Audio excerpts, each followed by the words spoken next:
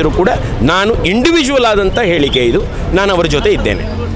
ಇವತ್ತಿನ ಹೋರಾಟ ಮತ್ತು ಜನ ಸೇರಿರುವ ನೋಡಿ, ತುಂಬ ಜನ ಹಿರಿಯರು ಹೇಳ್ತಾರೆ ಸಜ್ಜನರ ಮೌನ ದುಷ್ಟರ ಹಾರಿ ಅಂತ.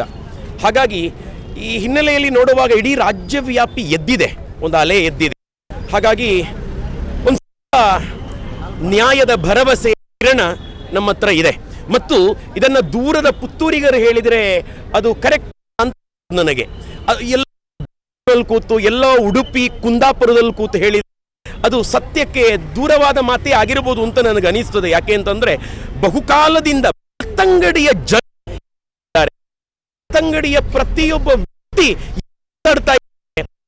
ಅಂತ ಹೇಳೋದನ್ನ ಪ್ರತಿಯೊಬ್ಬ ಡೈರೆಕ್ಟ್ ಆಗಿ ಮೀಡಿಯಾದಲ್ಲಿ ನೋಡೋದಕ್ಕಿಂತಲೂ ಅಥವಾ ಯಾರ್ಯಾರೋ ಕೊಡೋ ಪ್ರತಿಯೊಬ್ಬರು ಕೂಡ ಬೆಳ್ತಂಗಡಿಯ ಜನರನ್ನ ಸಂಪರ್ಕ ಮಾಡಿ ಹೇಗಿದೆ ಅಲ್ಲಿ ವಾತಾವರಣ, ಏನು ಕಾಶ್ಮೀರ ಅಂತ ನಾವು ಮೊದಲು ಹೇಳ್ತಾ ಇದ್ದೇವೆ, ಅದಕ್ಕಿಂತಲೂ ದೊಡ್ಡ ಭಯೋತ್ಪಾದಕ ತಾಣ ಬೆಳ್ತಂಗಡಿ ಆಗಿದೆ ಅಂತ ಏನು ಬೆಳ್ತಂಗಡಿ ಹೊಡಿತಾ ಇದ್ದಾರೆ, ಇದೇನಿದು ನಿಜವಾಗಲೂ ಷಡ್ಯಂತ್ರನ ಅಥವಾ ಪ್ರಾಮಾಣಿಕರ ಅಂತ ಹೇಳ ಡೈರೆಕ್ಟ್ ಆಗಿ ಬೆಳ್ತಂಗಡಿಯಲ್ಲೇ ನಾನು ಸಮಾಜಕ್ಕೆ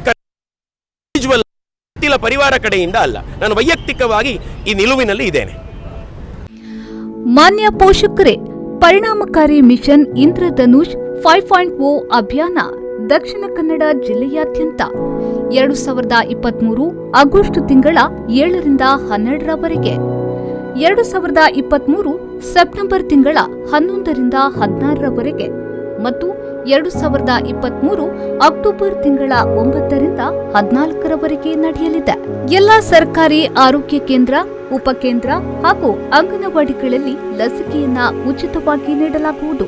ಆದುದರಿಂದ ತಪ್ಪಿದ ಪ್ರತಿ ಡೋಸ್ ಲಸಿಕೆ ತೆಗೆದುಕೊಳ್ಳಲಾಗಿದೆ ಎಂದು ಖಚಿತಪಡಿಸಿಕೊಳ್ಳಿ. ನಿಮ್ಮ ಮಗುವನ್ನ ರೋಗಗಳಿಂದ ದೂರವಿಡಲು ಇಂದೇ ನಿಮ್ಮ ಮಗುವಿನ ಲಸಿಕೆಯನ್ನ ಪೂರ್ಣಗೊಳಿಸಿ ದಡರ ರುಬೆಲ್ಲಾ ನಿರ್ಮೂಲನೆಗೆ ನಮ್ಮೊಂದಿಗೆ ಕೈಜೋಡಿಸಿ.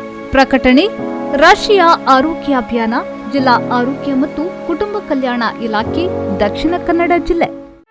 ಸುದ್ದಿ ಚಾನಲ್, ಕ್ಷಣ ಕ್ಷಣದ ಸುದ್ದಿಗಾಗಿ.